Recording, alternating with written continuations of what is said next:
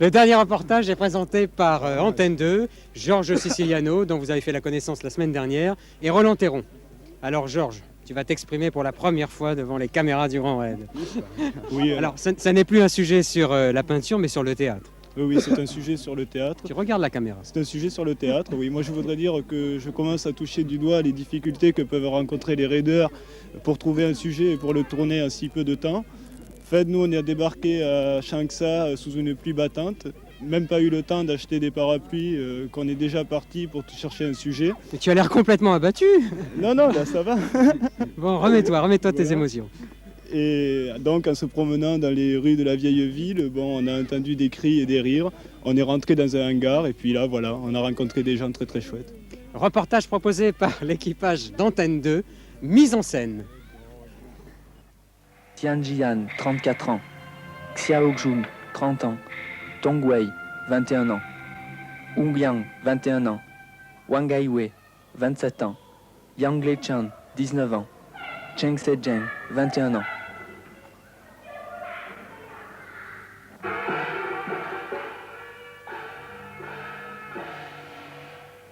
Changsha, dans la province du Yunnan, 1 million d'habitants.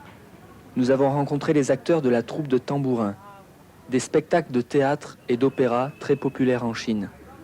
Tous les 2 jours, ils jouent devant 1500 personnes et les pièces restent plusieurs mois à l'affiche.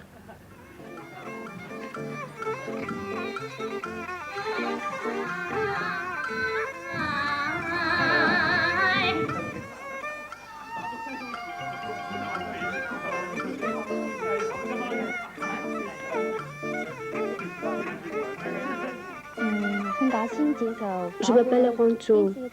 J'ai été formée dans l'école artistique du Hunan pendant 5 ans. Maintenant, je travaille ici, dans le troupe de jeunes acteurs. On a préparé une nouvelle comédie qui s'appelle « Légende de la princesse enceinte ». Dans cette pièce, les principaux rôles sont 12 jeunes. Moi, je joue la princesse. Nous travaillons beaucoup. Chaque jour, il y a l'entraînement, puis la répétition, et le soir, la représentation.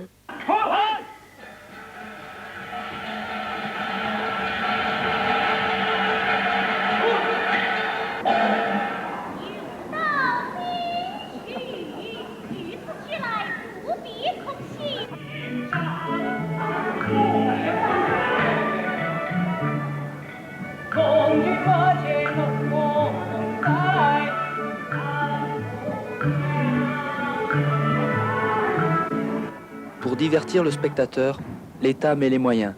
Les 50 personnes qui travaillent ici sont payées par le gouvernement, gagnent un peu plus que le salaire moyen en Chine, en payant un loyer dérisoire. Mais il y a eu quelques changements.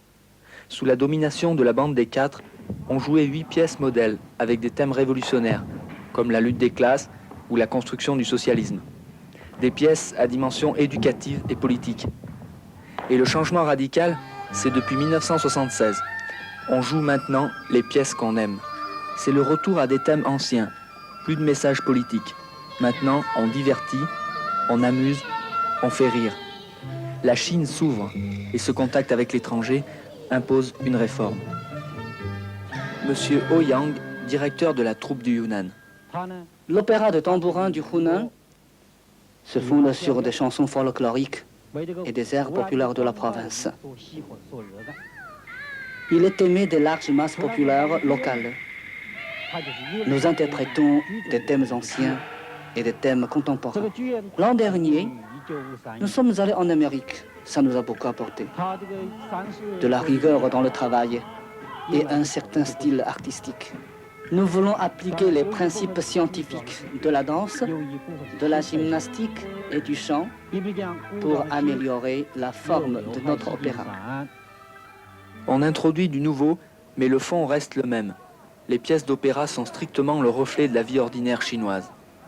Pour le moment, pas de mise en scène résolument moderne. Attirés par l'Occident, les jeunes, pourtant, vont de moins en moins au spectacle. Dans les salles, les spectateurs vieillissent. L'opéra stagne.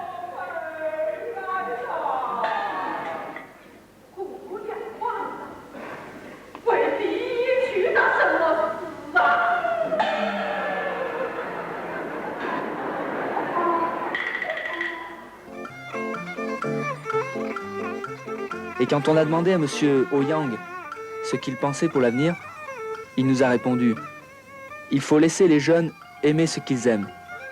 Laissons les fleurs s'épanouir. »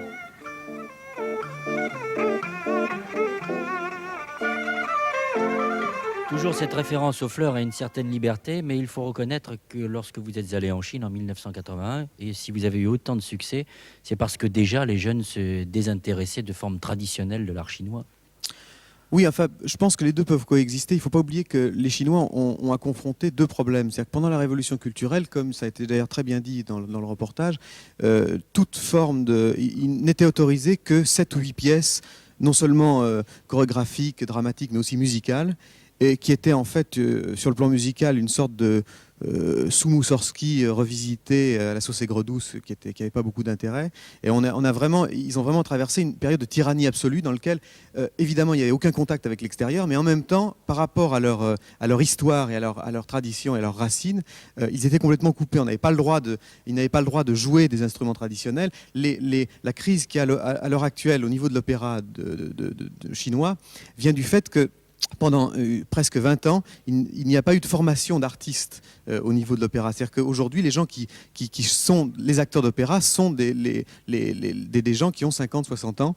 Donc, il y a une formation de jeunes qui manque. Et c'est la raison pour laquelle je pense qu'aujourd'hui, il faut absolument qu'ils arrivent à se former aussi bien sur le plan traditionnel qu'en se frottant un petit peu aux cultures extérieures. On en discuterait pendant des heures. On va pour le moment procéder à la notation avec José Sacré pour Télé Monte Carlo. 7, 4, 3, 4 et 9, ce qui fait un total de 27. Sophie Eke pour RTL Télévision. 7, 4, 5, 3, 7, un total de 26. Pierre-François Chaton pour la Suisse romande. 7, 4, 4, 3, 7, un total de 25. J'ai l'impression qu'ils sont un petit peu passés à côté du sujet. Jean-Louis Boudou pour Radio-Canada. 7, 3, 4, 4 et 7 pour un total de 25. C'est moyen par rapport aux autres films qu'on a vus. J'entendais Noël, ça veut dire que vous vouliez poser une question peut-être, Didier ? Roland Théron voulait faire une remarque juste. Alors, je voulais rajouter au sujet de la formation des jeunes acteurs que dans cette troupe de tambourin de Yunnan, on a justement rencontré pas mal de jeunes comédiens et ils font un gros effort là-dessus. Ça fait partie de la réforme qu'ils ont mise en place pour qu'il y ait plus de monde qui vienne à l'opéra. Merci Roland, on va écouter la notation totale. 103 points.